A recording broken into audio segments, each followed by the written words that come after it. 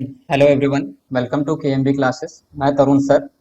और आप इस वीडियो में देखेंगे कि बीए प्रोग्राम थर्ड ईयर के जो भी स्टूडेंट्स हैं या जिन भी स्टूडेंट्स के पास वैश्वीकरण ग्लोबलाइजेशन का जो सब्जेक्ट है वो ले रखा है, वो सभी स्टूडेंट्स हमारे इस चैनल के माध्यम से अपनी प्रिपरेशन कर सकते हैं। साथ ही साथ ओपन बुक एग्जामिनेशन आपका फिक्स है, वो होना ही है, चाहे उसको अभी आप एक्सेप्ट करें या ना करें। सो आप अपने एग्जाम्स की प्रिपरेशन करते रहें, और जब भी एग्जाम्स आपके होंगे, आप अपनी तैयारी यदि किए हुए रहेंगे तो उन क्वेश्चंस को आप आसानी से कर सकते हैं। इसी के साथ ही मैंने भी आपके लिए यह वीडियो तैयार किया है, और आप इन वीडियो को देखकर आप अपने सिलेबस की तैयारी आसानी से कर सकते हैं। साथ ही आप सभी अगर ओबीई में आप फुल सपोर्ट पाना चाहते हैं, चाहे वो वीडियो के माध्यम से हो, पीडीएफ के माध्यम से हो, या किसी भी तरीके से हो, तो आप सभी हमारे इस YouTube चैनल केएमबी क्लासेस को सब्सक्राइब कर लें और नोटिफिकेशन बेल को ऑन कर दें, ताकि जो भी यहाँ पर वीडियो बनाई जाएगी या जो भी आपके एग्जाम से रिलेटेड, ओबीई से रिलेटेड अपडेट्स होंगे, वो आप तक आसानी से पहुँच सके और आप चीज़ों के बारे में अवेयर रहें।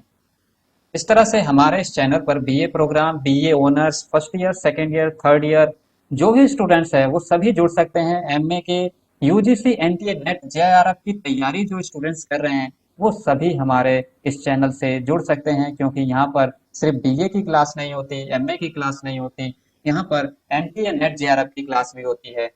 या फिर इससे रिगार्डिंग जो भी आपको सपोर्टिव मटेरियल चाहिए होगा, वो सभी चीजें यहाँ पर आपको प्रोवाइड कर दी जाएगी। आज के इस वीडियो में हम वैश्वीकरण के चैप्टर 1, जिसमें वैश्वीकरण के विभिन्न आयाम के बारे में जानेंगे कि वैश्वीकरण के कितने आयाम हैं और किस तरह से आप देखेंगे कि इसके क्वेश्चन एग्जाम में पूछे जाते हैं।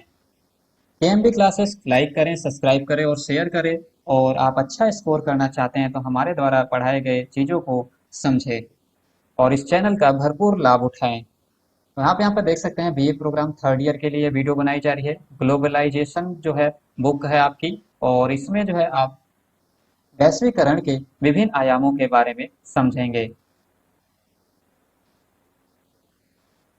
तो स्टार्ट करते हैं कि वैश्वीकरण के विभिन्न आयाम, इनकी चर्चा कीजिए। तो वैश्वीकरण के विभिन्न आयाम कौन कौन से होते हैं, इनको आज हम देखेंगे।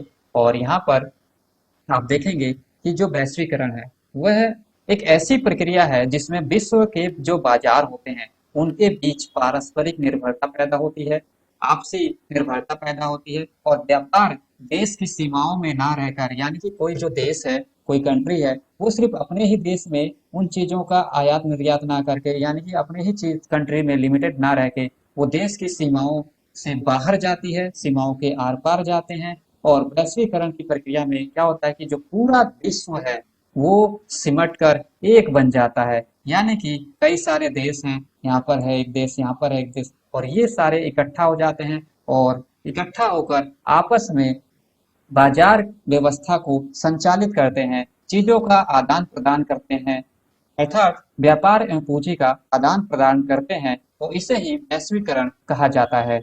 इस तरह से वैश्वीकरण वह प्रक्रिया है जिसमें पूरा विश्व सिमट कर एक छोटे से गांव के रूप में बदल जाता है, और इस प्रक्रिया के अंतर्गत विभिन्न देश अपनी सीमाओं से बाहर जाकर दूसरे देशों में जाकर क्या करते हैं, देश अन्य देशों के साथ व्यापार करते हैं, उनके साथ पूंजी का आदान प्रदान करते हैं। इसी प्रक्रिया को ही वैश्वीकरण कहा जाता है।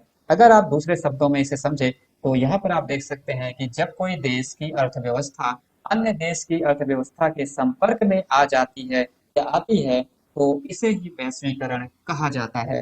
वैश्वीकरण के मुख्य रूप से 3 आयाम होते हैं, जिन्हें हम निम्न रूप से समझेंगे। पहला है राजनीतिक आयाम, दूसरा है आर्थिक आयाम, और तीसरा है सांस्कृतिक आयाम। पहले हम राजनीतिक आयाम के बारे में समझेंगे। राजनीतिक आयाम के अंतर्गत आप देखेंगे कि यहाँ पर आप पाएंगे कि राज्य की भूमिका में बहुत ज्यादा परिवर्तन हुआ है, यानी कि वैश्वीकरण के कारण जो राज्य है, स्टेट है, कोई भी कंट्री है, उसकी भूमिका में बहुत ज्यादा परिवर्तन आया है, और राज्य की प्रभु सत्ता जो है बुरी तरह से प्रभावित हुई है। जो उसका सॉवर्निटी है वो खतरे में पड़ी है, उसके ऊपर प्रभाव पड़ा है। तो इस तरह से राजनीतिक आयाम के अंतर्गत वैश्वीकरण के कारण राज्य की भूमिका में व्यापक परिवर्तन हुए हैं। राज्य की प्रभुसत्ता पर इसका प्रभाव पड़ा है और वैश्वीकरण के राजनीतिक परिवर्तन को हम निम्नलिखित बिंदुओं से समझ सकते हैं, जिसमें पहला है कि वैश्वीकरण के कारण राज्यों ने पूंजीवादी अर्थव्यवस्था को अपना लिया है और जिसके कारण उन्हें अहस्तक्षेपी अर्थव्यवस्था की नीति को स्वीकार करना पड़ता है, जिससे राज्य की शक्ति में कमी आई है। इस तरह से आप पूंजीवादी अर्थव्यवस्था से भली भांति परिचित ही हैं, क्योंकि जो पूंजीवादी अर्थव्यवस्था होती है उसमें निजीकरण को बढ़ावा दिया जाता है, सरकार का हस्तक्षेप कम होता है। इस तरह से जो वैश्वीकरण का दौर आया तो उस समय पूंजीवादी अर्थव्यवस्था को सभी राज्यों ने अपना लिया या अपना रहे हैं, और इससे क्या हो रहा है कि अहस्तक्षेपी अर्थव्यवस्था की नीति को स्वीकार करना पड़ रहा है, जिससे राज्य की जो शक्ति है वो कम हो रही है। इस तरह से वैश्वीकरण के राजनीतिक आयाम में आपने पहला आयाम देखा, पहला कारण देखा कि इससे जो राज्य की शक्ति है वो कम होती जा रही है। और यहीं आप अगर दूसरा पॉइंट देखेंगे कि वैश्वीकरण के कारण कल्याणकारी राज्य की जन कल्याण की नीतियां प्रभावित हुई हैं, यानी कि जो राज्य कल्याणकारी राज्य थे अब वो कल्याणकारी राज्य ना होकर के वो उन अपनी नीतियों में कुछ बदलाव कर रहे हैं, कल्याणकारी कार्यों को कम कर रहे हैं, जिसके कारण गरीब और पिछड़े वर्गों के लिए किए जाने वाले जो सुधार थे, वो कार्य थे, उन उन पर प्रभाव पड़ने लगा है। इस तरह से वैश्वीकरण के कारण लोक कल्याणकारी राज्य की नीतियां प्रभावित हुई हैं, जिससे गरीब और पिछड़े हुए वर्ग थे उनके ऊपर किए जाने वाले आर्थिक, राजनीतिक, सामाजिक सुधार कार्य प्रभावित हुए हैं। पॉइंट 3 यदि आप देखें तो यहाँ पर लिखा है कि वैश्वीकरण के कारण बहुराष्ट्रीय कंपनियों ने पूरी दुनिया में अपना व्यापार या प्रभाव जमा लिया है। तो इस तरह से जो बहुराष्ट्रीय कंपनियां हैं, बड़ी बड़ी जो कंपनियां हैं, वो वैश्वीकरण के अपनाने के बाद जो है कई सारे देशों में गई और उन्होंने उस पर उन देशों पर अपना कब्जा जमा लिया, व्यापार को अपने नियंत्रण में कर लिया, और ये कंपनियां अब विकासशील राष्ट्रों में सरकारों पर भी प्रभाव डाल रही हैं, जिससे सरकार की स्वनिर्णय, खुद से निर्णय लेने की जो क्षमता है वो भी प्रभावित हो रही है, क्योंकि ये बहुराष्ट्रीय कंपनियां अपनी मनमर्जी से उन देशों में कार्य कर रही हैं, जिस कारण से सरकार को भी अपने निर्णयों में बदलाव करना पड़ता है। इस तरह से वैश्वीकरण के कारण जो है बहुराष्ट्रीय कंपनियों ने पूरी दुनिया पर, पूरे व्यापार पर अपना कब्जा जमा लिया है, जिससे सरकार की निर्णय लेने की क्षमता प्रभावित हो गई। पॉइंट 4, इसमें आप देखेंगे कि वैश्वीकरण प्रक्रिया के नियमों के कारण बड़े बड़े देश और छोटे देश देश इनके आंतरिक मामलों में हस्तक्षेप करने लगे हैं।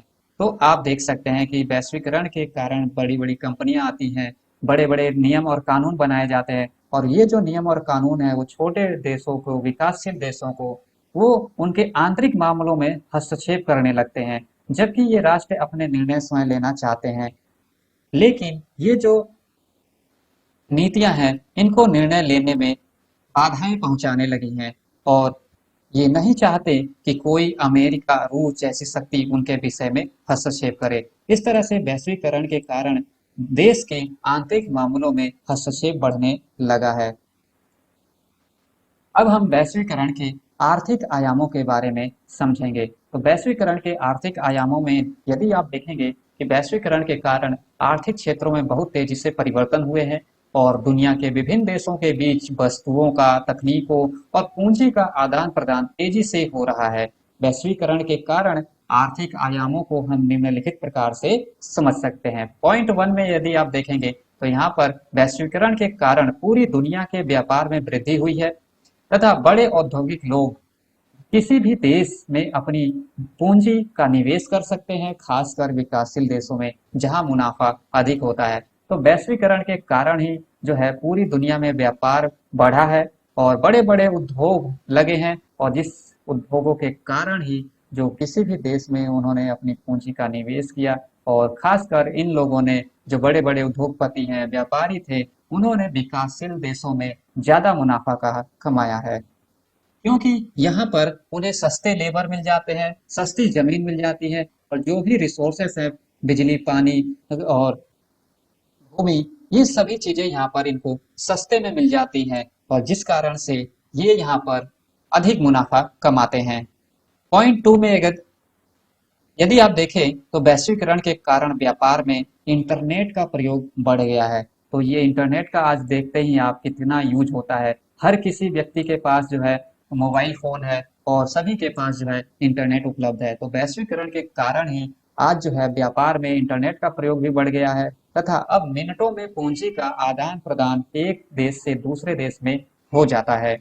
उसके अलावा यहाँ पर आप देखेंगे कि जो लोग हैं वो एक दूसरे के देश में जाकर नौकरियां भी करने लगे हैं। तो इस तरह से वैश्वीकरण के ये आर्थिक आयामों में हम देखेंगे कि इंटरनेट का प्रयोग बढ़ा है। इंटरनेट के प्रयोग से व्यापार में जो गति है वो तेज हुई है और इससे पूंजी का आदान प्रदान जो है आसानी से और मिनटों में हो जाता है, सेकंडों में हो जाता है, जिससे मनी ट्रांसफर की समस्या का समाधान हुआ और लोग जो भी एक दूसरे के देशों में जाकर नौकरियां करने लगे। नेक्स्ट पॉइंट है 3 और यहाँ पर आप देखेंगे कि वैश्वीकरण के कारण आपसी निर्भरता बढ़ी है। तो ये सब जो है आपसी निर्भरता वैश्वीकरण के कारण बढ़ी है और तथा खुलापन आया है, जिसके कारण ज्यादा से ज्यादा आबादी की खुशहाली बढ़ी है। इसीलिए वैश्वीकरण के समर्थक इसे वरदान मानते हैं। तो आप देख सकते हैं कि आपसी निर्भरता बढ़ गई है और इसके कारण जो है ओपननेस हुआ है, जिसके कारण जो है मैक्सिमम लोग जो है इससे फायदेमंद हुए हैं। वो अपनी जिंदगी जो है खुशहाली से जी रहे हैं और इसीलिए कई लोग वैश्वीकरण को वरदान मानते हैं तो कई लोग इसे अभिशाप भी मानते हैं। आगे हम इसमें वैश्वीकरण के पक्ष में तर्क और वैश्वीकरण के विपक्ष में जब हम तर्कों को देखेंगे तो आप ऐसे भली भांति से समझ जाएंगे। नेक्स्ट पॉइंट है 4 और यहाँ पर आप देखेंगे कि जो कुछ लोग की राय है कि वैश्वीकरण के कारण प्रतियोगिता में वृद्धि हुई है। तो यह बिल्कुल सही बात है कि वैश्वीकरण के कारण ही प्रतियोगिता में वृद्धि हुई है, जिसके चलते लघु और कुटीर उद्योग जो थे वो पूरी तरह से नष्ट हो गए हैं। दोस्तों इसके फायदे भी हुए, अब हमें सस्ती चीजें मिलने लगी हैं, कम दामों में सस्ती चीजें मिलने लगी है, ऑप्शन हमें मिलने लगा है, चॉइस होती है हमारे पास और हम किसी भी तरह का प्रोडक्ट अगर लेने चाहें तो उसके 10 हमारे पास विकल्प होते हैं और हम उनमें से किसी भी विकल्प में से एक विकल्प का चयन कर सकते हैं। तो इस तरह से वैश्वीकरण के कारण प्रतियोगिता बढ़ी है और प्रतियोगिता बढ़ने से जो कस्टमर होता है इन सब व्यक्तियों को अधिक फायदा हुआ है, लोगों को फायदा हुआ है, चीजें सस्ती मिली और कम कम समय में मिली। इस तरह से प्रतियोगिता वृद्धि होने से हमें अच्छी क्वालिटी में चीजें मिली, सस्ती दामों में चीजें मिली। परंतु वहीं देखेंगे तो इससे जो लघु उद्योग थे, कुटीर उद्योग थे वो बुरी तरह से नष्ट हो गए, क्योंकि इसकी जगह बड़ी बड़ी कंपनियां आ गई और बड़ी बड़ी कंपनियों के आगे इनका कंपटीशन होने लगा, जिससे जो लघु उद्योग उद्योग थे, कुटीर उद्योग थे वो नष्ट हो गए या फिर नष्ट हो रहे हैं। अब हम जानेंगे वैश्वीकरण के सांस्कृतिक आयाम। सांस्कृतिक आयाम के अंतर्गत आप देखेंगे कि वैश्वीकरण का प्रभाव देशों की संस्कृतियों पर भी पड़ा है। इसके कुछ सकारात्मक तो वहीं कुछ नकारात्मक प्रभाव देखने को मिले हैं। तो यहाँ पर आप देख सकते हैं कि जो वैश्वीकरण का प्रभाव जो है वो सिर्फ राजनीतिक प्रभाव ही नहीं हुआ, ना ही सिर्फ आर्थिक, बल्कि इसका सांस्कृतिक प्रभाव भी पड़ा है और सांस्कृतिक प्रभाव में इसके सकारात्मक भी पड़े हैं और कुछ इसके नकारात्मक प्रभाव भी देखने को मिलते हैं। चलिए एक एक करके इनको देखते हैं। तो सबसे पहले आप देखेंगे कि वैश्वीकरण के कारण विकासशील देशों की संस्कृतियां यूरोपीय तथा अमेरिका की संस्कृतियों के अनुसार ढलती जा रही हैं। कहने का अर्थ ये है कि विकासशील देशों की जो संस्कृतियां हैं वो अब वेस्टर्न होती जा रही है, वेस्ट को लोग फॉलो करने लग गए हैं। तो इस तरह से पश्चिमी संस्कृतियों को यहाँ पर फॉलो किया जाने लगा है, जिससे संस्कृतियों पर विकासशील देशों की संस्कृतियों पर इसका बुरा प्रभाव देखने को मिलता है। इसी क्रम में हम पॉइंट 2 में देखेंगे कि वैश्वीकरण प्रक्रिया के कारण लोगों की जीवन शैली में बड़ा बदलाव आया है तथा अब लोग मैकडोनल्ड में खाना खाते हैं, पार्टी करते हैं और देर रात तक घूमते रहते हैं। ये सभी चीजें ये लोग करने लगे हैं। इस कारण से वैश्वीकरण की प्रक्रिया के कारण जो है लोगों की जीवन शैली में बदलाव देखने को मिले हैं। थर्ड पॉइंट है वर्तमान समय में सभी देशों की जो संस्कृतियां हैं वो आपस में घुल मिल गई है। उदाहरण के लिए लोग उन त्योहारों को भी धूमधाम से मनाने लगे हैं जो उनके कभी थे ही नहीं, जैसे कि न्यू ईयर, क्रिसमस आदि। इस तरह से आप देखेंगे कि वैश्वीकरण के कारण लोगों की संस्कृतियां जो है वो घुलने मिलने लगी है, कहीं नष्ट होने लगी है और कई जगह तो अपनी संस्कृतियों को लोग भूलने भी लगे हैं।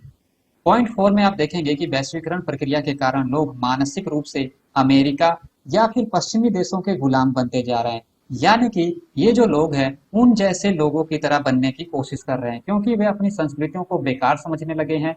पश्चिमी संस्कृतियों को उच्च समझने लगे हैं, अच्छा मानने लगे हैं, जिससे लोगों के रहन सहन और बोलचाल से इस बात का पता चलता है कि अब वो अपने देश की जो संस्कृति है उसका पालन ना करके वो पश्चिमी संस्कृतियों को अपना रहे हैं। इस तरह से आप कह सकते हैं कि जो पश्चिमी संस्कृतियां हैं उनको जो विकासशील देश के अंदर जो लोग हैं वो सभी पश्चिमी संस्कृतियों को मानने लगे हैं। इस तरह से वैश्वीकरण के कारण आप अलग अलग देशों की संस्कृतियों को देख सकते हैं कैसे घुलने मिलने लगी है, जिसके कुछ सकारात्मक और नकारात्मक प्रभाव देखे गए हैं। वैश्वीकरण के आयामों की चर्चा करने के बाद अब हम यहाँ पर देखेंगे कि वैश्वीकरण के पक्ष और विपक्ष में तर्क।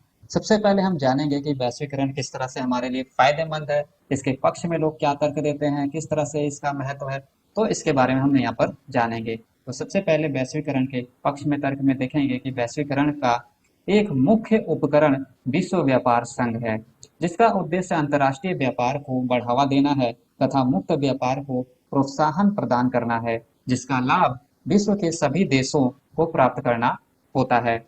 यहाँ पर यह कहा जा रहा है कि जो वैश्वीकरण है वो मुख्य इसका जो मुख्य उपकरण है वो विश्व व्यापार संघ है। इसी के कारण ही जो है वैश्वीकरण का दौर जो है पूरी दुनिया में फैला।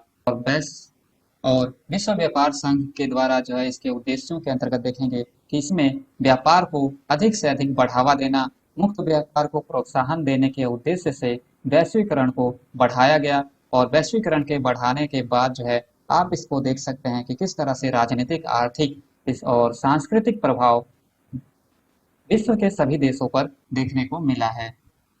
पॉइंट 2 में यदि आप देखेंगे कि वैश्वीकरण के समर्थकों का मानना है कि यह प्रक्रिया अभी पूरी तरह से विकसित नहीं हुई है।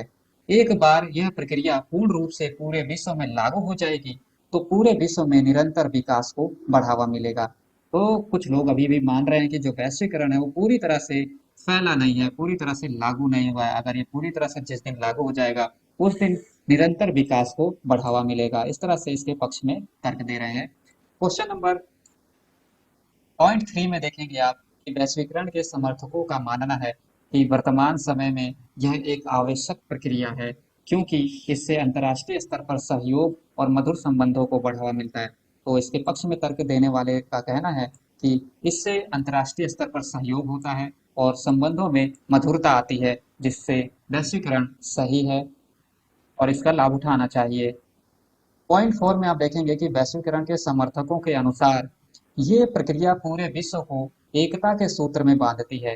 तो यहाँ पे भी इसके समर्थक कहते हैं कि जो वैश्वीकरण है वो क्या करती है, पूरे विश्व को एक एकता के सूत्र में बांधने का कार्य करती है, जिससे राष्ट्रवाद और सुरक्षावाद जैसे नकारात्मक सिद्धांतों का महत्व कम हुआ है।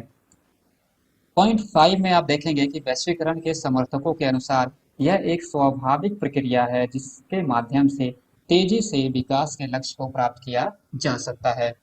इसी के साथ ही पॉइंट 6 में आप देखेंगे कि वैश्वीकरण के कारण बहुराष्ट्रीय कंपनियां विभिन्न देशों में पूंजी निवेश करती हैं, जिसके कारण स्थानीय जनता को रोजगार में वृद्धि होती है, तो जो कि एक सही बात है। परंतु इसके अपने ही नुकसान हैं जिसको हम विपक्ष में देखेंगे। वैश्वीकरण के कारण जो है एक पूंजीवादी व्यवस्था होने के कारण इसके प्रतिस्पर्धा पाई जाती है। तो क्योंकि वैश्वीकरण जो है इसका नाम ही है पूंजीवादी व्यवस्था का फैलाव करना, और पूंजीवादी व्यवस्था में आप सदा ही देखेंगे कि इसमें प्रतियोगिता पाई जाती है, प्रतिस्पर्धा होती है, जिससे उपभोक्ता को सस्ते दामों पर उच्च गुणवत्ता वाली वस्तुएं प्राप्त हो जाती हैं।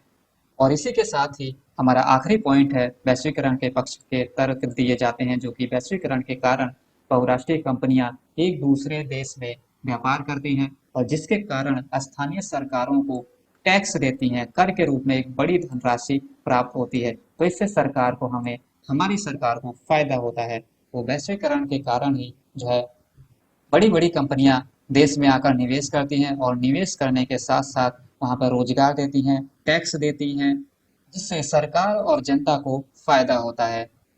अब हम वैश्वीकरण के विपक्ष में तर्क देखेंगे, या वैश्वीकरण की हानियां और आलोचना भी कह सकते हैं। वैश्वीकरण के विपक्ष में तर्क में पहला तर्क है कि वैश्वीकरण एक गैर लोकतांत्रिक प्रक्रिया है, जो कल्याणकारी राज्य की भूमिका को कम करके लोकतंत्र को धीरे धीरे कमजोर कर रही है, जिससे राष्ट्रों की प्रभुसत्ता को खतरा हो गया है। तो जैसा कि हमने इसको ऊपर भी देखा था कि वैश्वीकरण जो है एक गैर लोकतांत्रिक प्रक्रिया माना जाता है, और इसमें क्या होता है कि जो लोक कल्याणकारी राज्य है उसकी भूमिका को ये कम कर देता है। और इस तरह से इसका वैश्वीकरण का मानना है, इसके आलोचकों का मानना है कि जो लोकतंत्र है उसको ये धीरे धीरे कमजोर कर रही है, राष्ट्रों की प्रभुसत्ता को इससे खतरा है। तो इस तरह से आलोचक कहते हैं कि वैश्वीकरण एक गैर लोकतांत्रिकरण प्रक्रिया है जो कि कल्याणकारी राज्य की भूमिका को कम करके लोकतंत्र को धीरे धीरे कमजोर कर रही है, जिससे राष्ट्रों की जो प्रभुसत्ता है उसको खतरा उत्पन्न हो गया है। पॉइंट टू में जो आलोचक कहते हैं कि आलोचकों का मानना है कि वैश्वीकरण की प्रक्रिया विकसित देश का एक कार्यक्रम है जिसके द्वारा वे अंतरराष्ट्रीय अर्थव्यवस्था को नियंत्रित करके अपने लक्ष्यों के लिए प्रयोग कर रहे हैं। तो आलोचक ये कहते हैं कि ये विकसित देशों की एक नीति है, रणनीति है, और इसके माध्यम से वो पूरे अंतरराष्ट्रीय अर्थव्यवस्था को नियंत्रित करते हैं और अपने लिए इसे लाभदायक बनाते हैं, अपने लिए लाभ के लिए ये प्रयोग करते हैं। इसके बाद आलोचकों का मानना है कि बहुराष्ट्रीय कंपनियों का मुख्य उद्देश्य केवल आर्थिक लाभ प्राप्त करना है, और अपने इस उद्देश्य की प्राप्ति के लिए ये देशों की राजनीतिक व्यवस्था को प्रभावित कर रहे हैं। इसी क्रम में पॉइंट फोर में आप देखेंगे कि वैश्वीकरण प्रक्रिया के अंतर्गत किए जाने वाले समझौते जैसे कि WTO, गैट, NAPTA और PETENT आदि विकसित देशों ने अपने हितों को ध्यान में रखते हुए बनाए हैं। विकासशील देशों के लिए ये समझौते बहुत कठिन और हानिकारक साबित हुए हैं। और आखिरी पॉइंट है कि वैश्वीकरण की प्रक्रिया के कारण धनी और निर्धन वर्ग के बीच जो है असमानता बढ़ गई है। जैसे 20% धनी देशों की जनसंख्या तथा निर्धन देशों की आय का अंतर अगर देखा जाए तो 1960 में यह 30% से बढ़कर 1995 में 82% हो गया। इसके अलावा विश्व में 80 करोड़ जो लोग हैं वो भोजन की कमी का शिकार हो गए। इस तरह से यहाँ पर आलोचक मानते हैं कि जो वैश्वीकरण है उससे जो विकासशील देश हैं उनको कोई फायदा नहीं हुआ है, उनको नुकसान ही हुआ है। यह सिर्फ विकसित देशों की एक रणनीति है अपने उद्देश्यों को प्राप्त करने के लिए, ज्यादा से ज्यादा लाभ प्राप्त करने के लिए। इस तरह से वैश्वीकरण को यहाँ पर जो आलोचक है ये आलोचना करते हैं। इस तरह से ये चैप्टर यहाँ पर समाप्त होता है, और अगले वीडियो में हम किसी नेक्स्ट क्वेश्चन के साथ दिखेंगे जिसमें हम बताएंगे कि किस तरह से क्वेश्चन आते हैं और किस तरह से आपको उनके आंसर करने हैं। तो यहाँ पर आज हमने देखा है कि वैश्वीकरण के विभिन्न आयाम और इसके पक्ष और विपक्ष में आलोचकों की जो राय है उसको हमने समझा कि किस तरह से वैश्वीकरण फायदेमंद है और किस तरह से वैश्वीकरण जो है वो नुकसानदेह है। इस तरह से आप अपनी तैयारी को करते रहें, चाहे एग्जाम हो या ना हो, क्योंकि ये सब चीजें जो हैं आपको कहीं ना कहीं और अन्य क्षेत्रों में काम आने वाली हैं। तो अभी के लिए इतना ही। नेक्स्ट वीडियो में हम नेक्स्ट क्वेश्चन के साथ मिलेंगे, और जिन स्टूडेंट्स ने चैनल को सब्सक्राइब नहीं किया है वो हमारे इस चैनल को सब्सक्राइब कर ले, ताकि ओपन बुक एग्जामिनेशन में आपको हमारी ओर से हेल्प मिल सके।